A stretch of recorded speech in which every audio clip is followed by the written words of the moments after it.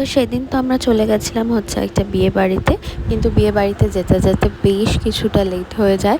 But যখন গেলাম তখন দেখি অলরেডি বিয়ে শুরু হয়ে গেছে। তো ওখানে একটুখানি বিয়ে দেখে তারপরে আমরা বাইরে চলে আসি। আর এনভায়রনমেন্টটা দারুণ ছিল, মানে ভেনিউটা খুব ভালো ছিল। আর প্রথমে আমরা নিয়ে নিয়েছিলাম একটু ক্রিসপি চিলি বেবিকর্ন আর চিকেন কাবাব।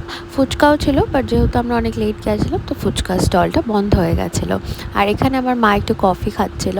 তারপরে আমরা চলে গেলাম হচ্ছে মেইন কোর্সে। সেখানে ফিশ ফ্রাই ছিল, স্যালাড ছিল, নান, চানা মশালা, দেন পোলাও ছিল, সাথে ছিল একটা দই কাতলা, সাথে চিকেন মাটন সব ছিল। আর এখানে আমি তো আমার প্লেট সাজিয়ে নিয়ে বসেই গেছি।